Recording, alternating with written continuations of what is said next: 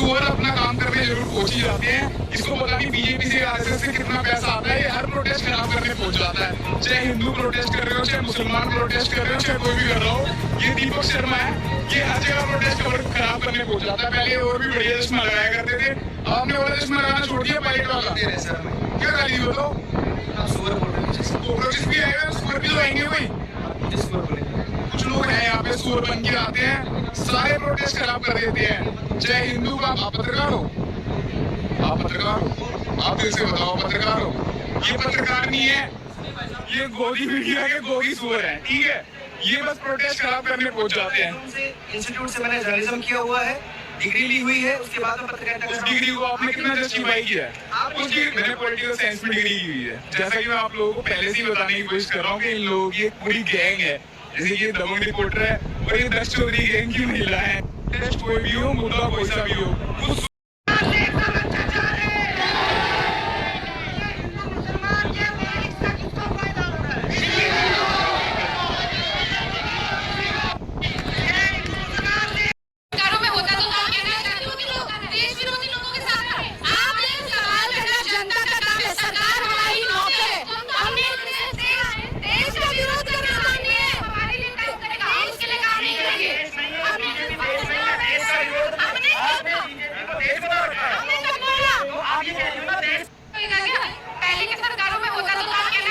वजह से उन्हें कल गिरफ्तार किया जाता है, तो मैं मजबूरन, मैं भी चाहता नहीं हूँ मगर मजबूरन फिर अनशन पे जाऊंगा कल ही से। और इस बार ये 6 हफ्तों की होगी, यानी कि 42 दिन का अनशन।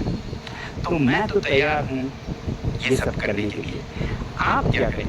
अगर किसी वजह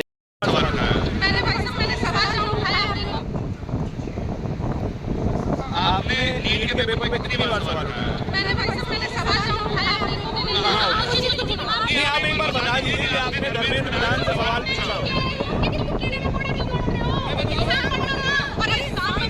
इंसान बन के आज तक किसी ने सुनी?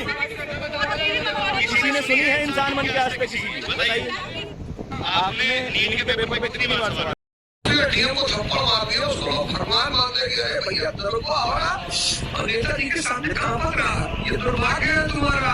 अगर कोई डीएमएसपी किसी नेता के सामने कांप रहा है तो इस देश की जनता का दुर्भाग्य है। और इस देश की जनता खुश होती है, इस पर खुश होती कि नेताजी यार आप पैर छू रहे हमारा। तुम भिखमंगे, इन अपराधियों ने, सामंतों ने, ठेकेदारों ने राजनीति को समझ लिया।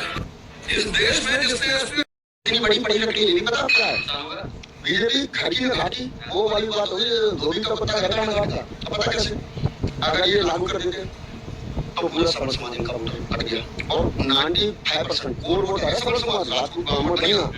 ये ऐसा वोट है बीजेपी का, बीजेपी अगर सत्ता है तो हमारी वजह से हम सत्य ब्राह्मण घर से बोलते हैं। हम सब पड़ी लकड़ी नहीं, बीजेपी ने इतनी बड़ी पड़ी लकड़ी नहीं पता आपका। समझाना पड़ेगा सनातन है क्या और हम सनातनी हैं या नहीं है।